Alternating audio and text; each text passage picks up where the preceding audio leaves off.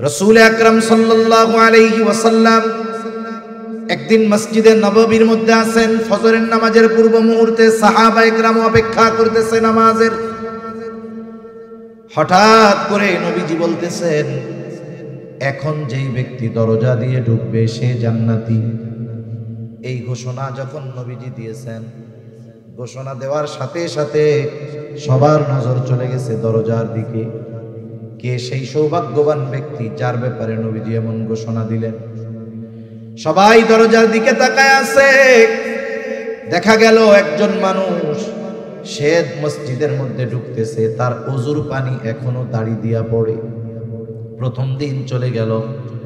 আবার পরদিন নবী ফজরের নামাজের পূর্ব মুহূর্তে আবার বলতেছে, এখন যেই ব্যক্তি দরজা দিয়ে ঢুকবে সে জান্নাতি। আগের দিনের মতো সবার নজর দরজার দিকে। দেখা গেল কতদিন যেই ব্যক্তি ঢুকেছিল, যেই অবস্থায় ঢুকেছিল, আজকেও হুবহু সেই অবস্থায় সে মসজিদের মধ্যে প্রবেশ করলো। দ্বিতীয় দিন চলে গেল। এইবার তৃতীয় দিন আবার নবীজি ফজরের নামাজের পূর্ব মুহূর্তে বলতেছে, এখন যেই ব্যক্তি দরজা দিয়ে ঢুকবে সে জান্নাতি। সবার নজর আবার দরজার দিকে। কে সেই সৌভাগ্যবান ব্যক্তি যার ব্যাপারে নবীজি আজকে এই ঘোষণা দিলেন? তারা তাকায় দেখে, গত 2 দিন যেই ব্যক্তি দরজা দিয়ে ঢুকছে, ঢোকার সময় যেই অবস্থা ছিল আজকেও সেই অবস্থা। তার মানে নবীজির এই ঘোষণার পর 3 দিন পর পর এক ব্যক্তি প্রবেশ করেছে, যার ব্যাপারে নবীজি পরপর 3 দিন এই ঘোষণা দিলেন। ওই লোকটা যে জান্নাতি, কোনো সন্দেহ আছে নাকি? কোনো সন্দেহ নেই। রাসূল আকরাম সাল্লাল্লাহু আলাইহি ওয়াসাল্লামের এমন ঘোষণার পরে আব্দুল্লাহ ইবনে আমর ইবনুল আস রাদিয়াল্লাহু তাআলা আন ওই লোকটাকে গিয়ে জিজ্ঞাসা করতেছে, ভাই, আমি তোমার বাড়িতে 3টা রাত থাকতে চাই, 3টা রাত যাপন করতে চাই। উদ্দেশ্য হলো, নবীজি যেই ব্যক্তির ব্যাপারে এমন ঘোষণা দিলেন, ওই ব্যক্তির কি স্পেশাল আমল আছে দেখার দরকার। কারণ এই দুনিয়াতে সব শ্রেণীর মানুষ তাদের স্পেশাল আমলগুলো নিরিবিলি রাতের বেলায় করে। ছাড়া সকলকে ক্ষমার ঘোষণা আল্লাহ তাআলা দিয়েছেন। সুবহানাল্লাহ। তবে এই মাহফিল এটাও অন্যতম একটি ইবাদত। রাসূল আকরাম সাল্লাল্লাহু আলাইহি ওয়াসাল্লাম একদিন মসজিদে নববীর মধ্যে ঢুকছেন। মসজিদে নববীর 2 পাশে 2টা দল ছিল। সাহাবায়ে কেরামের 2টা হালাকা ছিল, মজলিস হইতেছিল। এক দল আল্লাহ তাআলার কাছে জান্নাত কামনা করতেছিল, জাহান্নাম থেকে বাঁচার জন্য প্রার্থনা করতেছিল, রোনাজারি করতেছিল, ক্ষমা চাইতেছিল। আরেক দল কিছু দ্বীনি আলোচনা করতেছিল। রাসূল আকরাম সাল্লাল্লাহু আলাইহি ওয়াসাল্লাম বললেন, এই 2টা দলই উত্তম, তবে যারা দ্বীনি আলোচনা করতেছে ওদের চাইতে এই গ্রুপটা বেশি উত্তম। কেন? যারা আল্লাহ তাআলার কাছে ক্ষমা চাচ্ছে, আল্লাহ তাআলা চাইলে মাফ করতেও পারে, নাও পারে, চাইলে জান্নাত দিতে পারে, নাও পারে।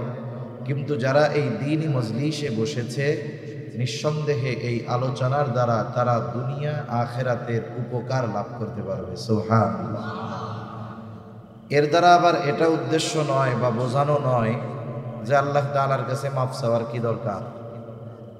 মূলত এই মজলিসগুলো দ্বীনি মুযাকারা, দ্বীনি আলোচনা যেই মজলিসগুলোর মধ্যে হয়, এই মজলিসগুলো কত গুরুত্বপূর্ণ নবীজি সাল্লাল্লাহু আলাইহি ওয়াসাল্লাম এটা বোঝাতে চেয়েছেন। যেমন আপনাদের অঞ্চলে যে বাজারগুলো আছে, প্রত্যেকটা বাজারেই মানুষ যখন কর্ম থেকে ফিরে, ব্যস্ততা না থাকে, বসে আড্ডা দেয় কি দেয় না? আমরা মুমিন, আমাদের আড্ডাগুলো হওয়া দরকার ছিল, ওই আড্ডায় মজলিসে আলোচনা হওয়ার দরকার ছিল কোরআন হাদিসের আলোচনা। কিন্তু এই ধরনের মজলিসগুলোর মধ্যে বলেন তো, যেই আলোচনাগুলো হয় ওগুলোর মধ্যে না দুনিয়ার উপকার থাকে, না পরকালের উপকার থাকে। ওই আলোচনাগুলোর মধ্যে গীবত, শেকায়াতে ভরপুর থাকে, অপরের দোষ ত্রুটি বর্ণনা করা হয়। দেখা যায় ওই মজলিসগুলো আরো জাহান্নামে যাওয়ার কারণ হয়। ঠিক কিনা বলেন? অথচ উচিত ছিল মুমিন কয়েকজন যখনই এক জায়গায় বসবে, তারা দ্বীনি বিষয়ে আলোচনা করবে। তা সম্মানিত সুধী, আমি যে কথা বোঝানোর জন্য হাদিসটা আপনাদের খেদমতে বললাম যে আজকে এই বরকতময় রাতে যেহেতু নির্দিষ্ট কোনো নামাজ হাদিসের মধ্যে নাই, আমরা একটা ইবাদত করতেছি, দ্বীনি আলোচনা করতেছি, এটা গুরুত্বপূর্ণ একটি বিষয়। সাথে সাথে এই রাত্রে যেহেতু আল্লাহ তাআলা ক্ষমার ঘোষণা দিয়েছেন, সুযোগ দিয়েছেন, আমরা এখান থেকে যখন যাব আল্লাহ তাআলার কাছে রোনাজারি করে ক্ষমা চেয়ে কান্নাকাটি করেই তো যাব, ঠিক কিনা? আর একটা বিষয় খেয়াল রাখতে হবে, কারো যদি সামর্থ্য থাকে সারা রাত জাগলো অসুবিধা নাই, কিন্তু রাত জাগতে গিয়ে যদি ফজরের নামাজ বাদ হয়ে যায়, কাজা হয়ে যায়, তাহলে তার জন্য রাত্রি জাগাও ঠিক হবে না। আমি যে আয়াতখানা আপনাদের খেদমতে তিলাওয়াত করেছি, উক্ত আয়াতের মধ্যে আল্লাহ সুবহানাহু ওয়া তাআলা মুমিন নারী এবং পুরুষদের ইবাদতের প্রতিদান দেওয়ার ঘোষণা দিয়েছেন দুই ধরনের। এক ধরনের পুরস্কার আল্লাহ তাআলা দিবেন দুনিয়ায়, আর এক ধরনের পুরস্কার আল্লাহ তাআলা দিবেন আখিরাতে। ইকো কমানাই, ইকো বাদ দেন একেবারে। আপনারা মনিটরের আওয়াজ দিতে বলছেন, আমি আওয়াজ পাচ্ছি বাইরের মাইকে, মনিটরের আওয়াজ নেই। আল্লাহ তাআলা কোরআনুল কারীমের মধ্যে বলেন, মান আমিলা সালিহাম মিন যাকারিন আও উনসা ওয়া হুয়া মুমিন ফালানুহয়িন্নাহু হায়াতান তাইয়্যিবাহ ওয়া লানাজজিয়ান্নাহুম আজরাহুম বিআহসানি মা কানু ইয়ামালুন। আল্লাহ রাব্বুল আলামিন বলেন, মান আমিলা সালিহাম মিন যাকারিন আও উনসা ওয়া হুয়া মুমিন, মুমিন নারী অথবা পুরুষ যখন আমলে সালেহ করে, এক নাম্বার শর্ত হলো মুমিন হতে হবে, দুই নাম্বার আমলে সালেহ হতে হবে, সেটা হোক নারী অথবা পুরুষ। আল্লাহ তাআলা এই নারী অথবা পুরুষকে ঈমান সহকারে আমলে সালেহ করার কারণে দুই ধরনের পুরস্কারের কথা আল্লাহ তাআলা বলেন। এক নাম্বার পুরস্কার আল্লাহ রাব্বুল আলামিন যেটা তাকে দুনিয়াতে দিবেন, দুই নাম্বার পুরস্কার আল্লাহ তাআলা যেটা তাকে আখিরাতে দিবেন। তাহলে এই দুই পুরস্কারের অধিকারী যদি আমাদের হতে হয়, এক নাম্বার অবশ্যই অবশ্যই আমাদেরকে ঈমানদার হওয়া লাগবে। ঈমানদার হতেই হবে আমাদের। আমার আগে ভাই আলোচনার প্রয়োজনে ঈমানের ব্যাপারেও কিছু কথা বলছি, যে আল্লাহর প্রতি বিশ্বাস কেমন হওয়া দরকার। এজন্য আমার আর ঈমানের ব্যাপারে কথা বলার প্রয়োজন হবে বলে আমি মনে করি না। দ্বিতীয় শর্ত হলো শুধু আমল, শুধু ঈমান নয়, আমলটা আমলে সালেহ হতে হবে। প্রশ্ন হলো, একটা মানুষের আমল কখন আমলে সালেহ হয়? ঈমান তো কম্পালসারি থাকতেই হবে, সাথে সাথে আরো কয়েকটা গুণ যদি তার ওই আমলের মধ্যে পাওয়া যায়, ওই আমল যত ছোট হোক না কেন, ওই আমলটা আল্লাহ তাআলার কাছে কবুল হয়ে যায়।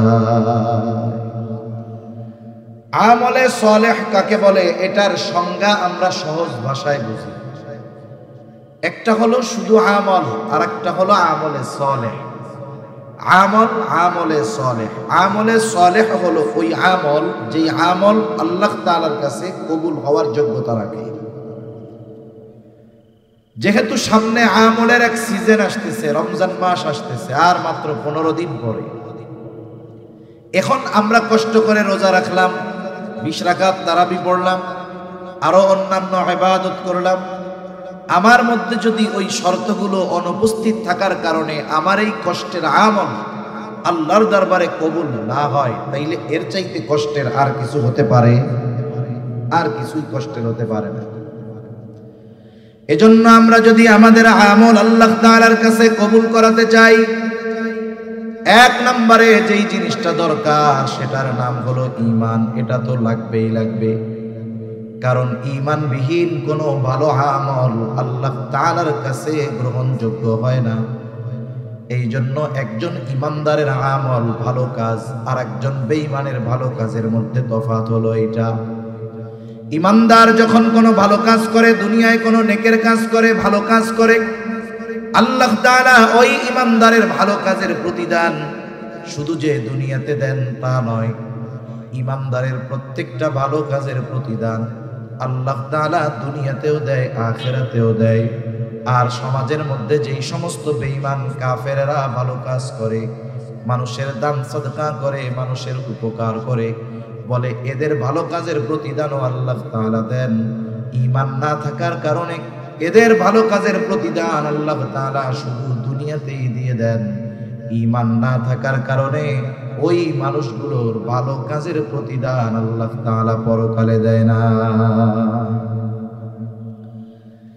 এজন্য দুনিয়াতে দেখবেন কাফেররা কিন্তু ভালো কাজ করে, অনেক মানবিক অনেক ভালো কাজ করে।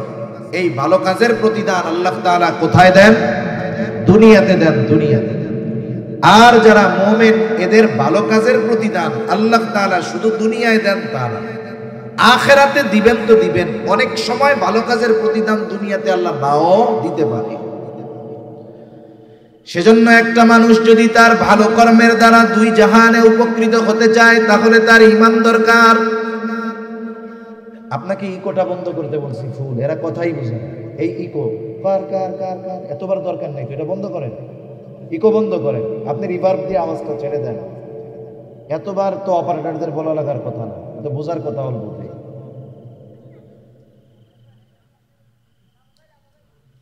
তাহলে একজন ইমানদার ওই সময় সে ভালো কাজের প্রতিদান আখিরাতে পাবে যখন তার ঈমান থাকবে। ঈমানবিহীন কোনো ভালো কাজের প্রতিদান আল্লাহ তাআলা আখিরাতে দিবেন না। এজন্য আমলে সালেহ হওয়ার অন্যতম প্রধান শর্ত হলো ঈমান। এখন আসেন দ্বিতীয় বিষয়, আমার আমলগুলো যদি আল্লাহ তাআলার কাছে গ্রহণযোগ্য করাতে হয়, কবুল করাতে হয়, এর পর কি দরকার? তাহলে এক নাম্বার দরকার হলো ঈমান, দুই নাম্বার দরকার হলো ইখলাস তথা নিয়তের বিশুদ্ধতা। আমি আপনি যেই আমল করি না কেন, সেটা ছোট হোক আর বড় হোক, আল্লাহ তাআলার কাছে ওই আমলটা কবুল হওয়ার অন্যতম শর্ত হলো আমলটা হতে হবে একমাত্র আল্লাহ তাআলার সন্তুষ্টির জন্য। দুনিয়াতে কোনো মানুষ যদি কোনো আমল মানুষকে দেখানোর জন্য করে, ওই আমল কবুল তো হবেই না, বরং ওই আমল আখিরাতে তার জাহান্নামে যাওয়ার কারণ হয়ে যাবে। ভালো কাজ আল্লাহকে দেখাইলে লাভ, ভালো কাজ মানুষকে দেখাইলে ওই ভালো কাজের দামও নাই, আর ওই ভালো কাজ তার জাহান্নামে যাওয়ার কারণ হবে। রাসূল আকরাম সাল্লাল্লাহু আলাইহি ওয়াসাল্লাম আবু হুরায়রা রাদিয়াল্লাহু তাআলা আনহু হতে প্রসিদ্ধ একটা হাদিস, রাসূল আকরাম সাল্লাল্লাহু আলাইহি ওয়াসাল্লাম বলেন, যেই হাদিসটা বর্ণনা করার পূর্বে আবু হুরায়রা রাদিয়াল্লাহু তাআলা আনহু পরপর তিনবার অজ্ঞান হয়ে গেছেন, চতুর্থবার তিনি হাদিসটা বর্ণনা করতেছেন। তিনি বলেন, রাসূল আকরাম সাল্লাল্লাহু আলাইহি ওয়াসাল্লাম বলেন, কিয়ামতের দিন আল্লাহ তাআলা সর্বপ্রথম তিন শ্রেণীর মানুষকে হিসাবের জন্য ডাকবে। এক নাম্বার, আল্লাহ তাআলা একজন শহীদকে ডাকবে। শহীদ রক্তাক্ত অবস্থায় সে আল্লাহর সামনে উপস্থিত হয়ে যাবে। আল্লাহ তাআলা তাকে জিজ্ঞাসা করবে, তোমার এই অবস্থা কেন? লোকটা বলবে, আল্লাহ, আপনার দ্বীন আপনার জমিনে প্রতিষ্ঠা করার জন্য কাফেরদের বিরুদ্ধে জিহাদ করতে করতে আমি আমার জীবনটা দিয়ে দিয়েছি। আল্লাহ তাআলা বলবেন, জীবন দিয়েছো, যুদ্ধ করেছো বুঝলাম, কিন্তু তোমার এই যুদ্ধের মূল উদ্দেশ্য কি ছিল? লোকটা তখন বলবে, আল্লাহ, আমি যুদ্ধ করেছি আপনার সন্তুষ্টির জন্য। বলেন তো, আল্লাহ তাআলা আমার আপনার অন্তরের খবর জানে কি জানে না? আল্লাহ তাআলা আমার আপনার খবর কতটা জানে? কোরআনুল কারীমের মধ্যে আল্লাহ তাআলা বলেন, ওয়ালাকাদ খালাকনাল ইনসানা ওয়া না'লামু মা তুওয়াসওয়িসু বিহি নাফসু ওয়া নাহনু আকরাবু ইলাইহি মিন হাবলিল ওয়ারিদ। আল্লাহ তাআলা বলেন, আমি মানুষ সৃষ্টি করেছি, শুধু তাই না, ওয়া না'লামু মা তুওয়াসওয়িসু বিহি নাফসু, আমি জানি কোন জিনিস তার অন্তরের মধ্যে ওয়াসওয়াসা দেয়। দুনিয়ায় অনেক প্রযুক্তি এখন আধুনিক। একটা মানুষ যদি অসুস্থ হওয়ার আগে সে যদি নিজের দেহকে চেক করায়, এমআরআই করায়, সিটি স্ক্যান করায়, তাকে যখন মেশিনের মধ্যে ভরে দেওয়া হবে, লেজার দিয়ে তাকে যখন পর্যবেক্ষণ করা হবে, একটা মানুষ এখনো অসুস্থ হয় নাই, কিন্তু এই টেস্ট করানোর পরে রিপোর্ট বের হয়ে যাবে তার শরীরের এই অর্গানগুলো দুর্বল আছে, অসুস্থ হতে পারে। তার মানে একটা মানুষ অসুস্থ হওয়ার আগে মোটামুটি তার অবস্থা, দেহের অবস্থা সে মেশিনের মাধ্যমে জানতে পারে। কিন্তু বলেন তো, দুনিয়ায় এমন কোন মেশিন বের হয়েছে নাকি যেই মেশিনের মধ্যে ঢুকায়া দিলে অন্তরের মধ্যে কি আছে সেই খবরটা জানা যাবে? আছে?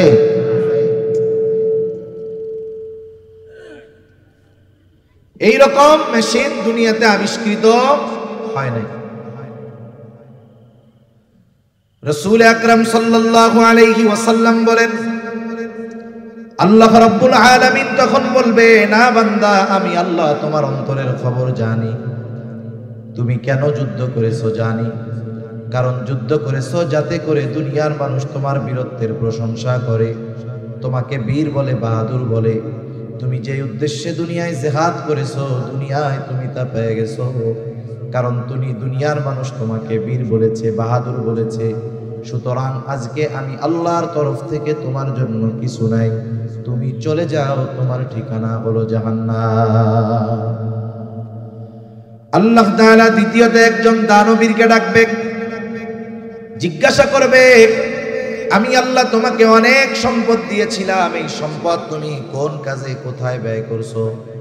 লোকটা বলবে, আল্লাহ আপনার দেওয়া সম্পদ আমি দান করেছি, সদকা করেছি। যার ঘর নাই তাকে ঘর বানিয়ে দিয়েছি, যার বাড়ি নাই তাকে বাড়ি বানিয়ে দিয়েছি, যার খাবার নাই তাকে খাবার কিনে দিয়েছি। আল্লাহ তাআলা বলবে, বান্দা কেন তুমি এই দান সদকা গুলো করেছো? লোকটা বলবে, আল্লাহ এগুলো আমি আপনার সন্তুষ্টির জন্য করেছি। আল্লাহ তাআলা তখন বলবেন, না বান্দা, না না, তুমি মিথ্যা বলতেছো। আমি আল্লাহ তোমার অন্তরের খবর জানি। তুমি দান করেছো যাতে করে দুনিয়ার মানুষ তোমাকে দানবীর বলে, তোমার দানের প্রশংসা করে। তুমি যে উদ্দেশ্যে দান করেছো দুনিয়ায় তুমি তা পেয়ে গেছো। দুনিয়ার মানুষ তোমাকে দানবীর বলেছে, দুনিয়ার মানুষ তোমাকে গরিবের বন্ধু বলেছে। সুতরাং আজকে আমি আল্লাহর তরফ থেকে তোমার জন্য কিছু নাই, তুমি চলে যাও, তোমার ঠিকানা হলো চিরস্থায়ী জাহান্নাম। তৃতীয়তে একজন আলেম অথবা কারীকে ডাকবেন। আল্লাহ তাআলা জিজ্ঞাসা করবে, গোলাম কেন ইলম অর্জন করেছো, কেন কোরআন শিখেছো? লোকটা বলবে, আল্লাহ শুধুমাত্র আপনার সন্তুষ্টির জন্য কোরআন শিখেছি, ইলম শিখেছি। আল্লাহ তাআলা বলবে, না বান্দা, তুমি মিথ্যা বলতেছো। তুমি যে উদ্দেশ্যে ইলম অর্জন করেছো তা হলো দুনিয়ার মানুষ তোমাকে আলেম বলবে, হাফেজ বলবে, তোমার তিলাওয়াত শুনে মানুষ প্রশংসা করবে, তোমার আলোচনা শুনে মানুষ প্রশংসা করবে। তুমি মানুষের প্রশংসার জন্য আলেম হয়েছো, কোরআন শিখেছো। তুমি দুনিয়ায় তো তা পাইয়াই গেছো, কারণ দুনিয়ার মানুষ তোমার কথার প্রশংসা করেছে, তোমার ওয়াজের প্রশংসা করেছে, তোমার তিলাওয়াতের প্রশংসা করেছে। সুতরাং আজকে আমি আল্লাহর তরফ থেকে তোমার জন্য কিছু নাই, তুমি চলে যাও, তোমার ঠিকানা হলো চিরস্থায়ী জাহান্নাম।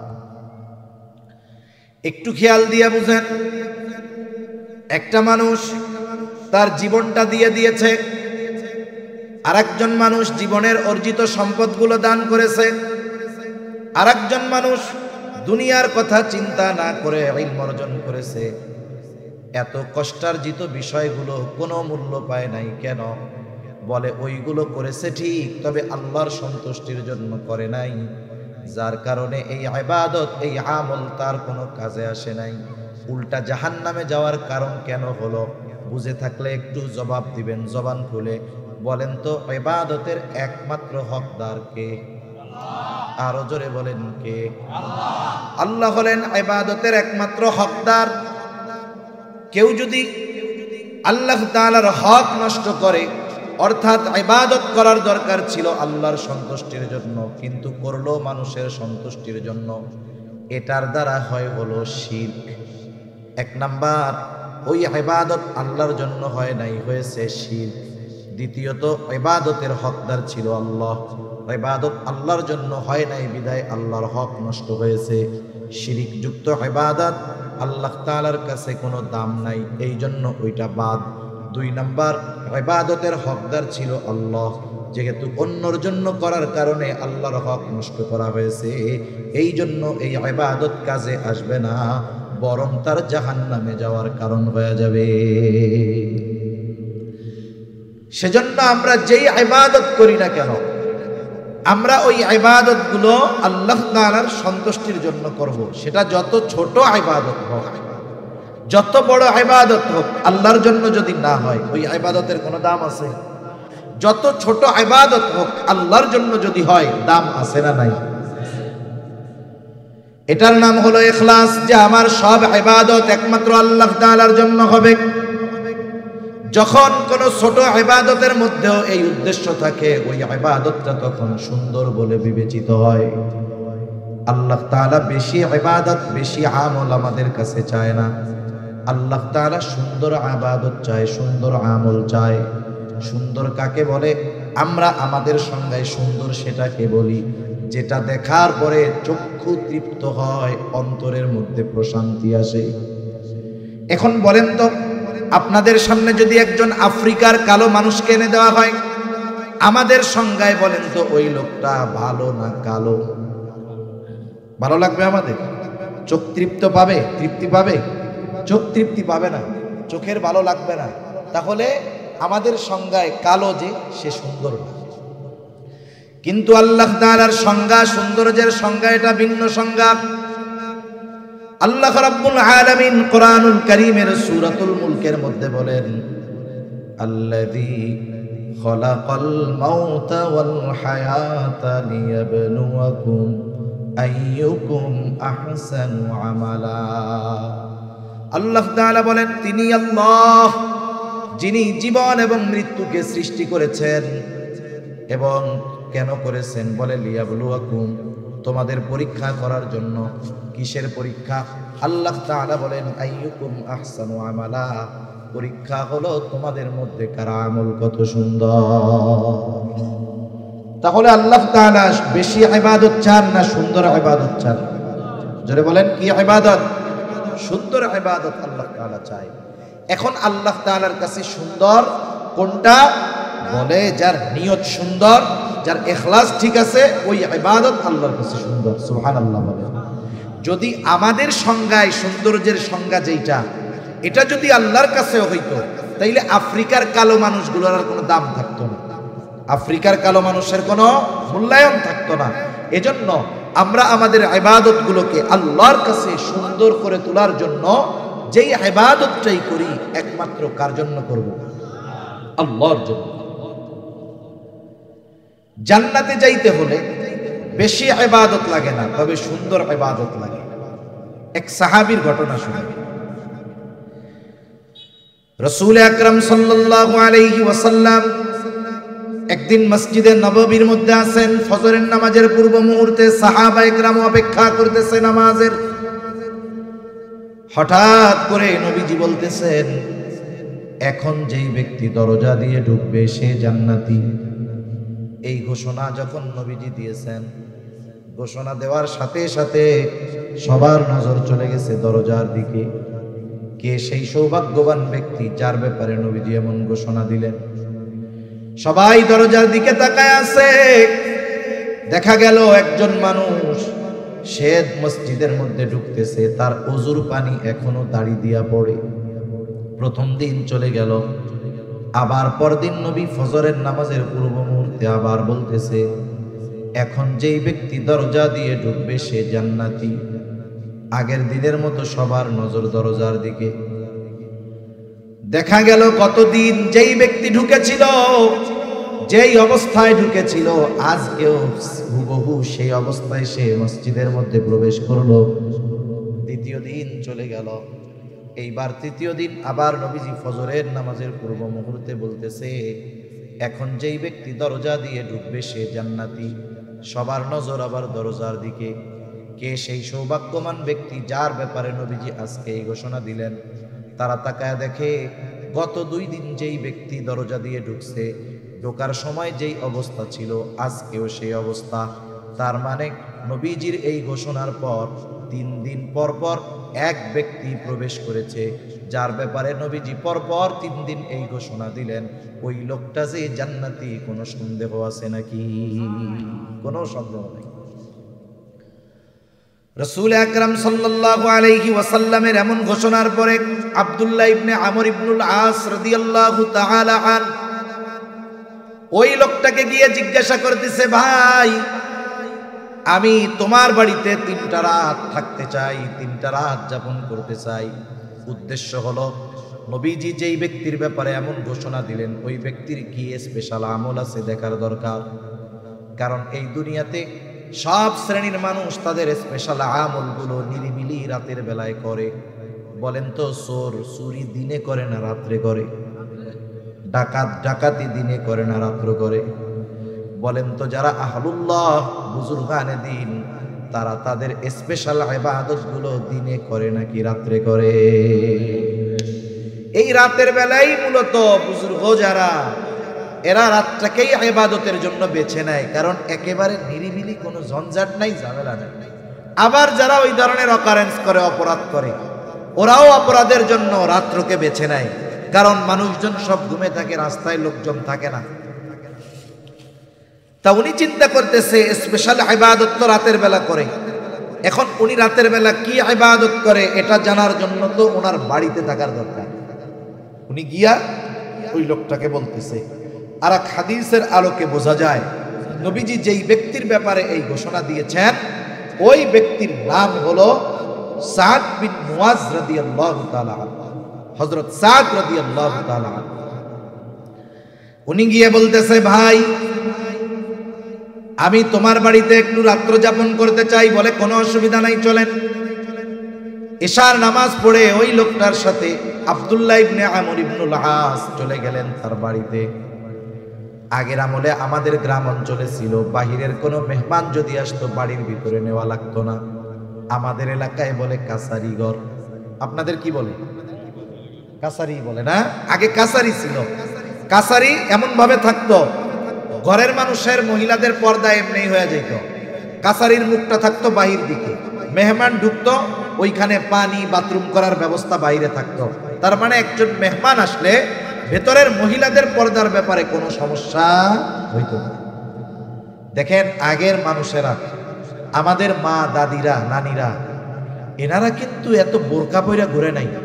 কিন্তু এমনও দেখা গেছে ওই দাদি নানিদেরকে ওই বাড়ির মানুষ সারা জিন্দেগিতে অন্য পরপুরুষ এক নজরও দেখতে পারে নাই। ঠিক কিনা বলেন? আসলে বিষয় হলো বোরকাটা পর্দার জন্য জরুরি তা না, পর্দার জন্য মূলত নিজেকে প্রস্তুত করার দরকার। এখনের বোরকাগুলো পরার পরে তো আরো পর্দার চাইতে বেপর্দা হয়। ঠিক কিনা বলেন?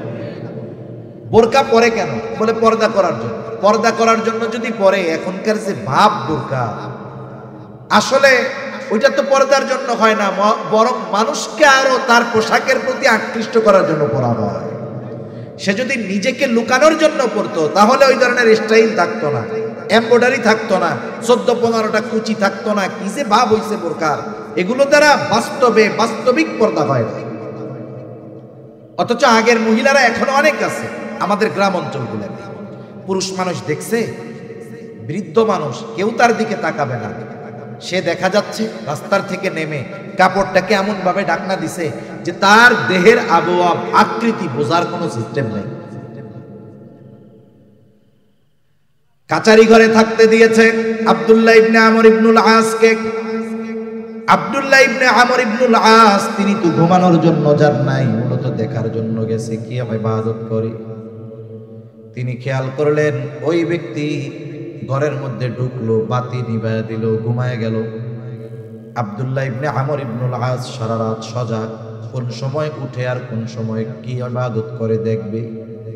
কিন্তু দেখা গেল অপেক্ষা করতে করতে ফজরের আজান হয়ে গেছে, লোকটা ঘুমের থেকে উঠছে মাত্র। আজানের পরে ঘুম থেকে উঠছে, এরপরে জরুরত সারছে, এরপরে সে নামাজের জন্য প্রস্তুত হয়ে গেছে। তার মানে আজ রাত্রে সে কোনো স্পেশাল ইবাদত করে নাই। পরের দিন আবার বলতেছে, ভাই আমি আজকেও একটু সমস্যা, তোমার বাড়িতে থাকতে চাই, থাকতে দিবা না? কি বলে হ্যাঁ থাকো। এইবার গত দিনের মতো সারা রাত জাগা, দেখে এশার নামাজ পড়ে ঘুমায়, ফজরের আজান দিলে ঘুম থেকে উঠে। 2 দিন পার হয়ে গেল।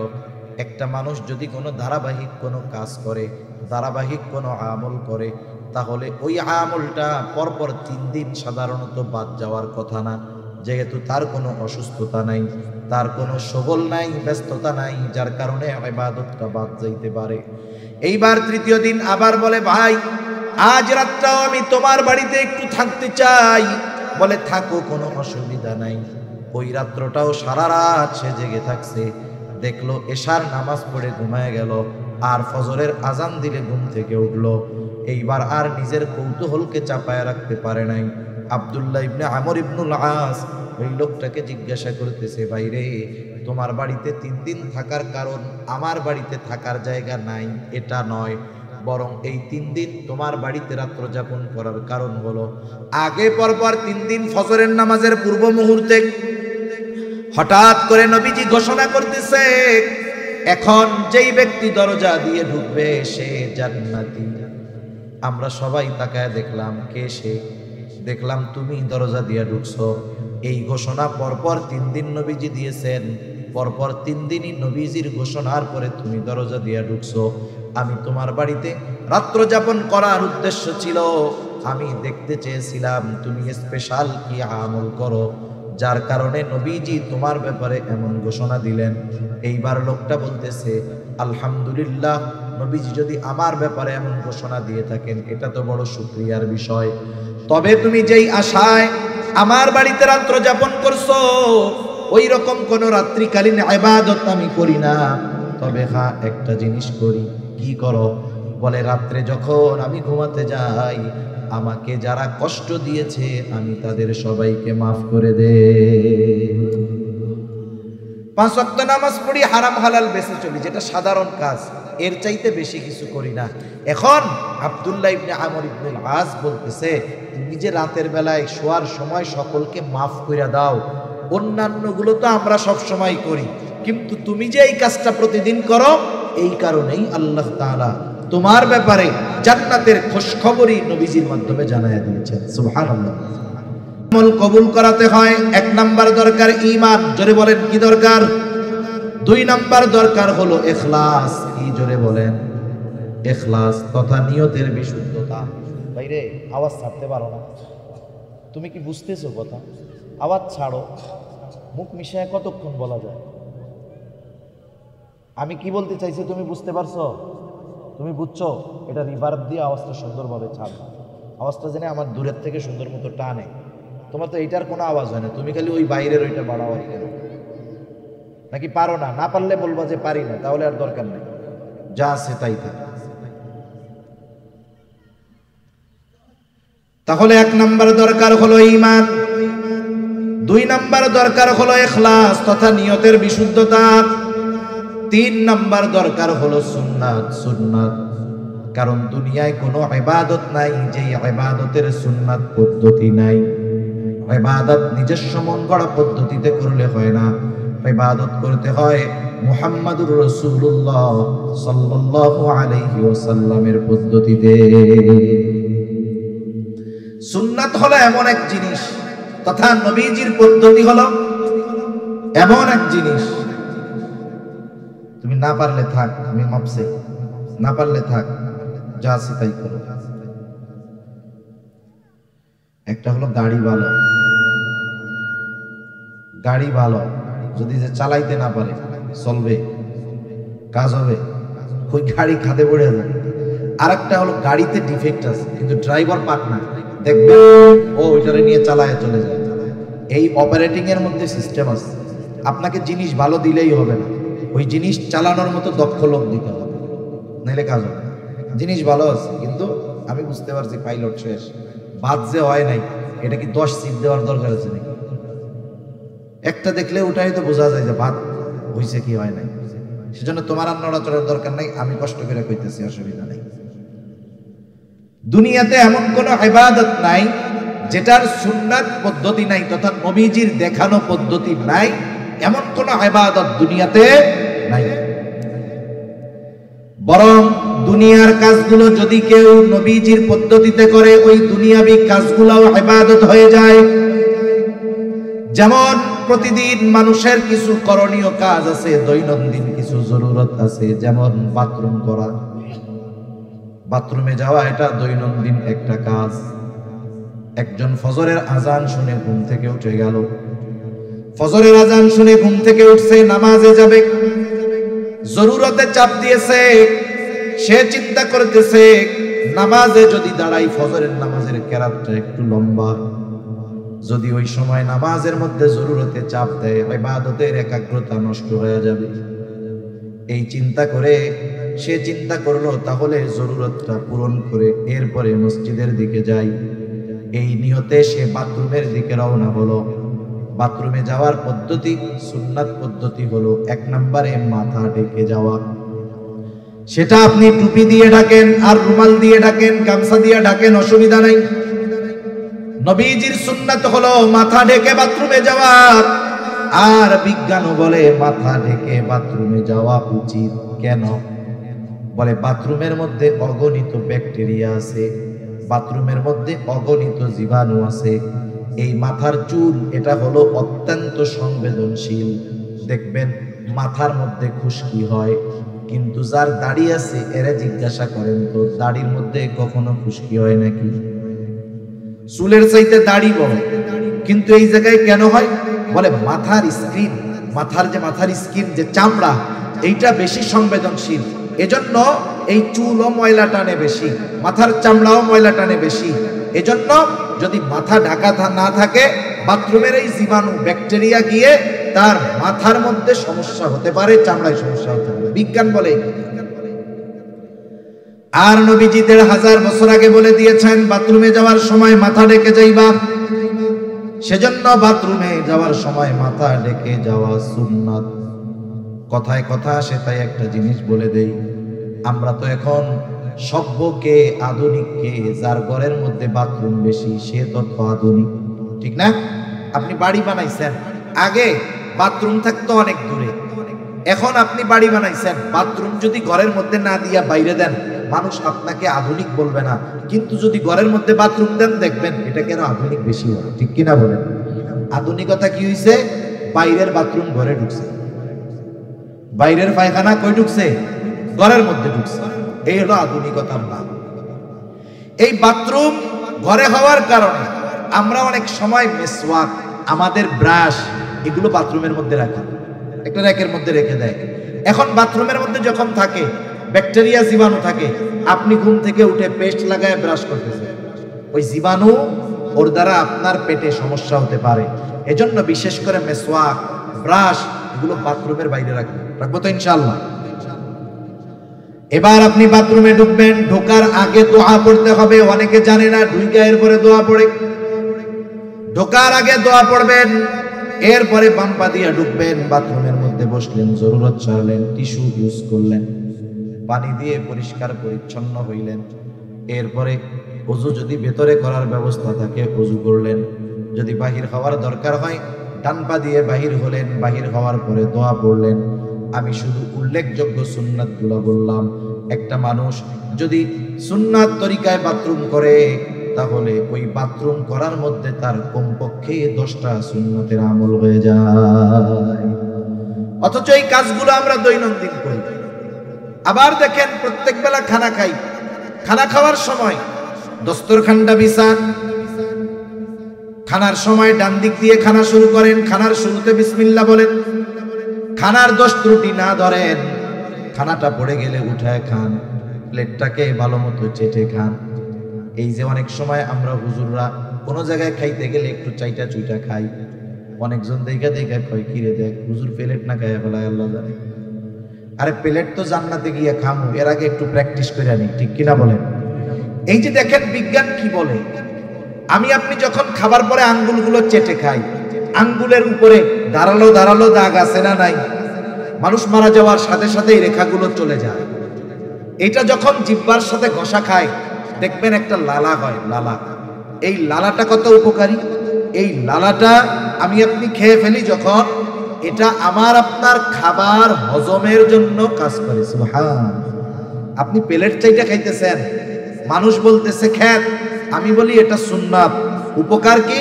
1 নাম্বার নবীর সুন্নাত অনুযায়ী খানা খাওয়ার কারণে সওয়াব হইল। 2 নাম্বার হাত যখন চেটে পুটে খেলাম, এই যে লালা হলো বসা লাগার কারণে, এই লালা আমার হজমের জন্য কাজ করে। সুবহানাল্লাহ। ইসলামের প্রত্যেকটা বিষয় মেনে চললে আখিরাতের উপকার তো আছে, দুনিয়ার গুলোও আছে। তবে আমরা দুনিয়াবি কল্যাণের জন্য ইবাদত করব না, ইবাদত করব আল্লাহর জন্য, আর দুনিয়াবি কল্যাণ অটোমেটিকলি আল্লাহ দান করবে। সুবহানাল্লাহ। তাহলে দুনিয়ার কাজগুলো যদি নবীর তরিকায় করা হয়, সুন্নাত তরিকায় করা হয়, ওগুলো ইবাদত হয়ে যায়। আর ইবাদত যেগুলো, ওগুলো অবশ্যই অবশ্যই নবীজির সুন্নাত তরিকায় করতেই হবে। সুন্নাত বিহীন কোনো ইবাদত নাই। অনেকে মনে করে সুন্নাত মনে হয় এমন জিনিস, করলে সওয়াব, না করলে গুনাহ নাই। আসলে বিষয়টা এমন নয়। কিছু সুন্নাত আছে ফরজ, কিছু সুন্নাত আছে ওয়াজিব, কিছু সুন্নাত আছে সেটা স্বাভাবিক সুন্নাত। এখন কথা হইল কিছু সুন্নাত ফরজ, এটা কেমনে হয়? যেমন কোরআনুল কারীমের মধ্যে নামাজের কথা আছে 82 জায়গায়। কয় জায়গায়? 82 জায়গায় নামাজের কথা আছে। আল্লাহ তাআলা কোন বিষয়ে গুরুত্ব আরোপ করার জন্য একাধিকবার বলার দরকার হয় না, একবার বললেই সেটা যথেষ্ট হয়ে যায়। আল্লাহ তাআলা 82 জায়গায় নামাজের কথা উল্লেখ করার দ্বারা কমপক্ষে 82টা উদ্দেশ্য আছে। আল্লাহ তাআলা নামাজের কথা কোরআনুল কারীমে 82 জায়গায় বলছেন। এখন যদি গোটা দুনিয়ার সব মুফাসসিরদেরকে একত্রিত করেন, সকলকে যদি বলেন আপনারা সবাই মিলে নবীর সুন্নাত বাদ দিয়ে, নবীর হাদিস বাদ দিয়ে, শুধুমাত্র কোরআন থেকে ফজরের 2 রাকাত নামাজ আমরা যেই পদ্ধতিতে পড়ি, ওই পদ্ধতিগুলো শুধু কোরআন থেকে বের করে দিবেন, আপনারা সাধারণ মানুষও সহজে বুঝবেন। বলেন তো, নবীর সুন্নাত হাদিস বাদ দিয়ে শুধু কোরআন থেকে 2 রাকাত নামাজ পড়ার পদ্ধতি কিয়ামত পর্যন্ত কেউ বের করতে পারবে নাকি? কেউ কিয়ামত পর্যন্ত পারবে না, অসম্ভব এটা। তাহলে নামাজের আদেশ করেছেন আল্লাহ, আর নামাজ কিভাবে পড়তে হবে শিখিয়ে দিয়েছেন মুহাম্মাদুর রাসূলুল্লাহ সাল্লাল্লাহু আলাইহি ওয়াসাল্লাম। নবীজি বলেন, সল্লু কামা রাআইতুমুনি উসাল্লি। নামাজ কিভাবে পড়তে হবে আমাকে দেখে দেখে তোমরা শিখো, আমাকে দেখে দেখে নামাজ পড়া শিখো। কিভাবে নামাজ পড়তে হবে, তার মানে নামাজের আদেশ করেছেন আল্লাহ, আর নামাজের পদ্ধতি শিখিয়ে দিয়েছেন মুহাম্মাদুর রাসূলুল্লাহ। অনেক উদাহরণ না, একটা দুইটা উদাহরণ দেই। আজকে আমি আমার জীবনে কক্সবাজার সবচাইতে ফালতু মাইক পাইলাম। এনারে যেমনে বলতেছি পারতেছে না। আমার আগে ভাই কথা বলছে কেমনে, আমি স্টার্ট করার পরে সাউন্ডটা নষ্ট হয়ে গেল। আমারই বদনসিব মনে হয়। নামাজের যেই ফরজগুলো আছে, নামাজের ফরজগুলোর মধ্যে একটা ফরজ হলো রুকু করা। কি করা? আমার দিকে তাকান, একটু কষ্ট করে তাকান, আমি বেশি সময়ের কথা বলবো না। কি করা বলেন না, জোরে বলেন। রুকু করা কি? ফরজ। রুকু করা কি? ফরজ। রুকুর আদেশ আল্লাহ তাআলা করেছেন। আল্লাহ তাআলা বলেন, ওয়ারকাউ মা'আর রাকিঈন। রুকুকারীদের সাথে রুকু করো। এখন রুকু শব্দের অর্থ হলো ঝুঁকা, ঝুঁকা। এখন ঝুঁকবেন কতটুকু? একজন দাঁড়ানো, সে যদি মাথা ঝুঁকায় এটাও ঝুঁকানো, যদি একেবারে নিচু হয়ে যায় সেটাও ঝুঁকানো। এখন আপনি যদি শুধু কোরআন থেকে রুকুর পদ্ধতিটা নিজে আবিষ্কার করতে চান, তাহলে কতটুকু ঝুঁকতে হবে বের করতে পারবেন না। তাহলে এই ফরজ, রুকু করা ফরজ, কতটুকু ঝুঁকতে হবে, কিভাবে পিঠ থাকবে, নজরটা কোথায় থাকবে, এটা কিন্তু আল্লাহ বলে দেন নাই, এটা আমাদের শিখিয়ে দিয়েছেন মুহাম্মাদুর রাসূলুল্লাহ। তাহলে এই রুকুর পদ্ধতিটাও একটা সুন্নাত পদ্ধতি। এই জন্য নবীজির কিছু সুন্নাত আছে যেগুলো ফরজের সাথে সম্পৃক্ত, আবার কিছু সুন্নাত আছে যেটা ওয়াজিব। সারা দুনিয়ার মুহাক্কিক উলামায়ে কেরাম একমত, কেউ কষ্ট নেবেন না। এই যে আমাদের দাড়ি হয়, এই দাড়ি হলো মুসলমানদের একটা শিআর, একটা নিদর্শন। উচিত কি? নবীজি বলেন দাড়ি লম্বা করো, মোসকে খাটো করো। নবীজি বলছেন মোস খাটো করো, দাড়ি লম্বা করো। কতটুকু করতে হবে? মুহাক্কিক উলামায়ে কেরাম গবেষণার মাধ্যমে বলেন, সাহাবায়ে কেরামের আমলকে দেখে বলেন, তাবেঈন তাবে তাবেঈনের আমলের আলোকে বলেন, কমপক্ষে একটা মুমিনের দাড়ি এক মুষ্টি পরিমাণ রাখতে হবে। যদি সে না রাখে, যদি সে খাটো রাখে, সেটে রাখে, তাহলে অবশ্যই তাকে গুনাহগার হতে হবে। এটা নবীর সুন্নাত। এই সুন্নাতটা কিন্তু ওই সুন্নাত নয় যে রাখলে সওয়াব, না রাখলে গুনাহ নাই। এই সুন্নাতটা হলো দায়েমি সুন্নাত, এজন্য এটা হলো ওয়াজিব। এই সুন্নাতটা কি বলেন? এই নবীর এই দাড়ি রাখার পদ্ধতিটা কি হবে? ওয়াজিব, না রাখলে গুনাহ হবে। আমরা দোয়া করি যারা রাখতে পারে নাই আল্লাহ তাদের রাখার তৌফিক দান করুক, সকলে বলি আমিন। আবার কিছু সুন্নাত, সাধারণ সুন্নাত, আমি যে কথা বোঝানোর জন্য বলতেছিলাম, দুনিয়ার যে কোনো ইবাদত রাসূল আকরাম সাল্লাল্লাহু আলাইহি ওয়াসাল্লামের দেখানো পদ্ধতিতে করতে হবে, নাইলে ওই ইবাদত আল্লাহ তাআলার কাছে কবুল হবে না। তাহলে পেছন থেকে আবার একটু রিভিশন দেই। ইবাদত কবুল হওয়ার জন্য 1 নাম্বার দরকার হলো ঈমান, 2 নাম্বার দরকার হলো ইখলাস তথা নিয়তের বিশুদ্ধতা, যে আমি এই ইবাদত কাকে খুশি করার জন্য, কাকে দেখানোর জন্য করতেছি। 3 নাম্বার, ওই ইবাদতটা হতে হবে নিজের পদ্ধতিতে নয়, নবীজির পদ্ধতিতে। 4 নাম্বার, সে যেই ইবাদত করবে সেই ইবাদতের ব্যাপারে তার জ্ঞান থাকতে হবে, ইলম অর্জন করতে হবে। এই জন্যই নবীজি সাল্লাল্লাহু আলাইহি ওয়াসাল্লাম বলেন, তলাবুল ইলমি ফারিদাতুন আলা কুল্লি মুসলিম। দ্বীনি ইলম শিক্ষা করা প্রত্যেক মুসলমান নরনারীর উপরে ফরজ। কতটুক ফরজ? কেউ বলেন যতটুকু দ্বারা সে নিজে দ্বীনের উপরে চলতে পারে এতটুকু শিক্ষা করা ফরজ। আবার কেউ বলেন না, বরং এর চাইতে আর একটু বেশি শিখতে হবে। কেন? বলে আল্লাহ তাআলা কোরআনুল কারীমের সূরাতুত তাহরীম 28 নম্বর পারা, আল্লাহ তাআলা বলেন, ইয়া আইয়ুহাল্লাযীনা আমানু কু আনফুসাকুম ওয়া আহলিকুম নারা। আল্লাহ তাআলা বলেন, হে ঈমানদারেরা, তুমি নিজে জাহান্নামের আগুন থেকে বাঁচাও, অধীনস্থদেরকে জাহান্নামের আগুন থেকে বাঁচাও। তার মানে নিজেও বাঁচতে হবে, নিজের পরিবার পরিজনকেও বাঁচাতে হবে। কেমনে বাঁচবা? বলে নিজে আল্লাহ তাআলার আদেশ নিষেধ মান্য করার মাধ্যমে নিজে বাঁচো, আর অধীনস্থদেরকে মান্য করানোর মাধ্যমে বাঁচাও। নিজে আমল কইরা বাঁচো, অধীনস্থদেরকে আমল করে বাঁচাও। নিজে আল্লাহর হুকুম আহকাম মেনে চলার মাধ্যমে বাঁচো, অধীনস্থদেরকে হুকুম আহকাম মেনে চালানোর মাধ্যমে বাঁচাও। এজন্য আল্লাহ তাআলা কোরআনুল কারীমের মধ্যে একা আমাকে আপনাকে নামাজি হওয়ার আদেশ করেছেন তা নয়। আল্লাহ তাআলা নামাজের ব্যাপারে যেমন বলেন, ওয়া'মুর আহলাকা বিস-সালাতি ওয়াসতাবির আলাইহা। আরে তুমি তোমার অধীনস্থদেরকে নামাজের আদেশ করো, তুমিও তার উপরে অটল থাকো। কিছু জায়গায় আল্লাহ তাআলা নিজের আমলের আগে অধীনস্থদেরকে করানোর আদেশ দিয়েছেন।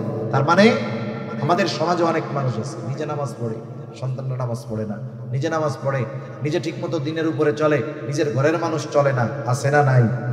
মনে রাখবেন, ধরা পড়ে যেতে হবে কিয়ামতের দিন। আমি আমল করলাম, অধীনস্থদেরকে দিয়ে আমল করাইলাম না, আদেশ করলাম না।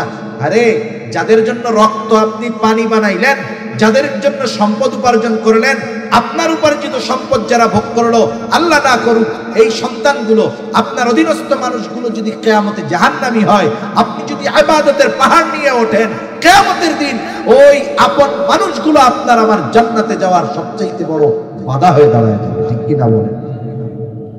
এজন্য ফিকির শুধু একা না, অধীনস্থদেরকে নিয়ে করতে হবে। যেহেতু আল্লাহ তাআলা বলেছেন নিজে জাহান্নামের আগুন থেকে বাঁচো, অধীনস্থদেরকেও বাঁচাও। কেমনে বাঁচবা, কেমনে বাঁচাইবা? বলে আল্লাহ তাআলার আদেশ নিষেধ মান্য করার মাধ্যমে নিজে বাঁচো, অধীনস্থদেরকে মান্য করানোর মাধ্যমে বাঁচাও। বুঝে থাকলে খেয়াল দিয়ে একটু জবাব দিবেন। বলেন তো, আল্লাহ তাআলার আদেশ নিষেধ মেনে চলতে হলে ইলমে দ্বীন দরকার আছে না নাই?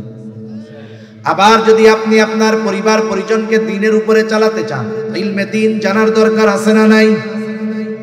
এই জন্য তারা বলতেছে একটা মানুষের ওই পরিমাণ দ্বীনি ইলম অর্জন করা ফরজ যতটুকুর দ্বারা সে নিজে এবং অধীনস্থদেরকে জাহান্নামের আগুন থেকে বাঁচাতে পারে।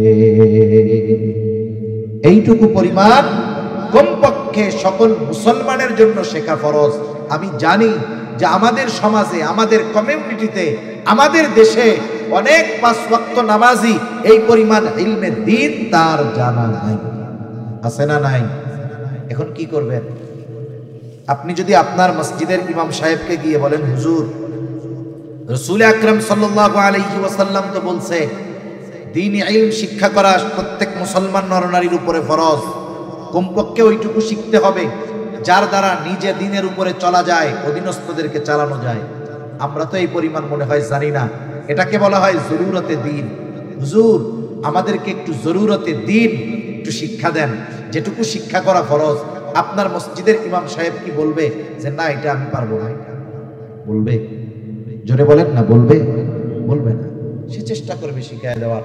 আপনি যদি কোনো মাদ্রাসার শিক্ষকের কাছে গিয়ে, মাদ্রাসায় গিয়ে মাদ্রাসার প্রিন্সিপাল মুহতামিম সাহেবকে বলেন যে আমাদের এই জরুরতে দ্বীন শেখার একটা ব্যবস্থা করে দেন, বলেন তো তারা কি বলবে? আমরা পারবো না। তার মানে আপনার আমার শেখার ব্যবস্থা আছে, আমরা আমাদের গাফলতির কারণে শিখি না। এই না শেখাটা কি হচ্ছে? এক তো গুনাহগার হচ্ছি, দ্বিতীয়ত দেখা যাবে যে ইবাদতগুলো করতেছি ওই ইবাদতগুলোর মাসলা মাসাইল না জানা থাকার কারণে কোন সময় ইবাদত নষ্ট হচ্ছে নিজেও টের পাই না।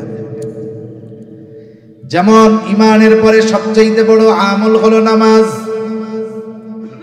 নামাজের কিছু বিষয় আছে ফরজ, কিছু বিষয় আছে ওয়াজিব। যেমন নামাজের বাহিরে ভিতরে 13 ফরজ। বলেন তো ফরজ ছুটে গেলে নামাজ হবে নাকি? এক লোক নামাজ পড়তেছে, পাশেও আর একজন পড়ে, সে নামাজ শেষ করার আগে 2টা সাহু সিজদা দিছে, এরপরে আবার সে সালাম ফিরিয়ে নামাজ শেষ করেছে। পাশের জন এমনি জিজ্ঞাসা করে, কিরে ভাই, তুমি যে সাহু সিজদা দিলা কারণ কি? বলে সাহু সিজদা কখন দেয়? বলে নামাজের ওয়াজিব ছুটা গেলে সাহু সিজদা দিতে হয়, তাইলে নামাজ হয়ে যায়। কিন্তু ফরজ যদি ছুটা যায়, বলেন তো নামাজ থাকবে না যাবে? এখন বলে সাহু সিজদা দিছস কেন? ওয়াজিব ছুটছে নি? কয় ওয়াজিব ছুটে নাই, একটু বায়ু বাইর হয়ে গেছে। বুঝেন নাই? একটু বায়ু বের হয়ে গেছে, এই জন্য আমি সাহু সিজদা দিছি। এখন বলেন বায়ু যদি বের হয় ওযু থাকে না যায়? ওযু যদি না থাকে নামাজ থাকে না যায়? সাহু সিজদা একটা না 100টা দিলে কাজ হবে? কাজ হবে না। এজন্য ইবাদত সংক্রান্ত মাসলা মাসাইল গুলো জানতে হবে, একটার সাথে একটা কানেক্টেড। আপনি একটাকে বাদ দিয়ে আরেকটা পারবেন না। যেমন দেখেন, নামাজের অন্যতম এক শর্ত কি? ফরজ যে কাপড় পাক। কাপড় কি হওয়া লাগবে? পাক হওয়া লাগবে। কাপড় যদি না পাক হয় অন্য সব ঠিক, নামাজ হবে না। এখন আপনার এই ক্ষেত্রে তাহারাত, পবিত্রতার মাসলাগুলো জানতে হবে, যে কোন কারণে পোশাক পাক না পাক হয়, কোন কাজ করলে নাপাক পোশাকটা পাক হয়ে যায়। এখন উনি তাহারাতের মাসালা, পবিত্রতার মাসালা জানে না। এখন উনি কি করছেন? ওনার কাপড়ে একটু প্রস্রাবের একটা ফোঁটা পড়ছে। কাপড়ের উপরে যদি প্রস্রাবের একটা ফোঁটা পড়ে, ওই প্রস্রাবটা কি এক জায়গায় থাকে না ছড়িয়ে যায়? এক ফোঁটা প্রস্রাব যতটুকু জায়গা নিয়ে ছড়াবে ওই কাপড়ের দ্বারা নামাজ না হওয়ার জন্য যথেষ্ট হয়ে যায়। এখন দেখেন, ওনার এইটা জানা নাই, উনি প্রস্রাব করছে, ঢিলা কুলুক ব্যবহার করে নাই, প্রস্রাবের একটা ফোঁটা লুঙ্গিতে লাগছে, এখন ওই ফোঁটার পানি প্রস্রাব ছড়ায় গেছে। এখন উনি সুন্দর মতো ওযু করে নামাজ পড়েছে, বলেন তো নামাজ কি হবে? একটার সাথে একটা কানেক্টেড। এটা প্রত্যেকটা মুসলমানের জানা দরকার ছিল। ওযুর ফরজ, গোসলের ফরজ, এগুলো জানার দরকার। নামাজের বাহিরে ভিতরে 13 ফরজ জানার দরকার। যদি সে না জানে কি ক্ষতি? বলে ফরজ ছুটে গেলে সে তো জানবেই না ফরজ ছুটে গেছে। দেখা যাবে জীবনে অনেক নামাজ পড়েছে, ফরজ ছুটে গেছে, এই কারণে তার এক ওয়াক্ত নামাজও আল্লাহর কাছে কবুল হয় নাই। আবার নামাজের ওয়াজিব 14টা। ওয়াজিব ছুটে গেলে সাহু সিজদা দিতে হয়। দেখা গেল তার ওয়াজিব গুলো জানা নাই, জানা থাকলেই না ছুটলে সাহু সিজদা দিবে। হ্যাঁ, ওয়াজিব ছুটে গেছে, টেরও পায় নাই, সাহু সিজদা তো দেয়ই নাই, তাহলে কি হলো? বলে তার নামাজ হয় নাই। এইবার নামাজ ভঙ্গের কারণ আছে 19টা। এগুলো নামাজিকে নামাজের আগে জানতে হবে। দেখা গেল এর থেকে যদি একটা কারণ পাওয়া যায়, নামাজ নষ্ট হয়ে যায়, নামাজ ভেঙে যায়। আবার ওযু ভঙ্গের কারণ আছে 7টা। ওযু যদি ভেঙে যায় নামাজও ভেঙে যায়। চিন্তা কইরা দেখেন, এক নামাজ এর সাথে কত মাসালা রিলেটেড আছে। এই জন্য নবীজিও জানায় দিয়েছেন দ্বীন ইলম শিক্ষা করা ফরজ। আর আমরা যেই ইবাদত করব সেই ইবাদতের পরিপূর্ণ মাসলা যদি না থাকে, দেখা যাবে নিজের অজান্তে ইবাদতের মধ্যে ভুল হয়ে গেছে। সেজন্য রোজা আসতেছে, রোজার সব মাসলা মাসাইল গুলো জানবো। কোন কারণে রোজা ভাঙে, কোন কোন কারণে রোজা নষ্ট হয়ে যায়, এই বিষয়গুলো জানা জরুরি কি জরুরি নয় বলেন? রোজার আগে জানা নিব হুজুরদের কাছ থেকে, ওলামা ইকরামের কাছ থেকে। নাইলে এত পরিশ্রম করে সারাদিন না খেয়ে কষ্ট করে রোজা রাখলেন, দেখা গেল সামান্য ত্রুটি অজানার কারণে, অজ্ঞতার কারণে ইবাদত নষ্ট হয়ে গেল। মনে করেন একটা লোক জানে না যে আগুনে হাত পুড়ে যায়, এই লোক এই জিনিসটা তার কি নাই, জানা নাই। এখন সে যদি না জানে যে আগুনে হাত পুড়ে যায়, জানে না, কিন্তু আগুনের মধ্যে যদি হাত দেয়, পুড়বে কি পুড়বে না বলেন তো? আগুন তো বলবে না যে ও জানে না, তাইলে এর আর পুরানোর দরকার নাই। এই জন্য মাসলা মাসাইলের বিষয়টা এরকম, যেগুলো জরুরতে দিন, এই বিষয়গুলো যদি আমরা না জানি, না মানি, যদি কোনো ত্রুটি বিচ্যুতি ইবাদতের মধ্যে হয়ে যায়, ওই বিষয়গুলো যদি আমার আপনার দ্বারা সংগঠিত হয়ে যায়, ইবাদত আমল নষ্ট হয়ে যাবে। আমি টের পাই। সেজন্য 4 নাম্বার যেই জিনিসটা দরকার, যেই ইবাদত করবে সেই ইবাদতের মাসলা মাসাইল গুলো জানবে। 5 নাম্বার, তার খাবারটাকে হালাল করতে হবে, খাবারটা হালাল। অনেক মানুষ আছে খাবার হালালের ব্যাপারে বড় পেরেশান।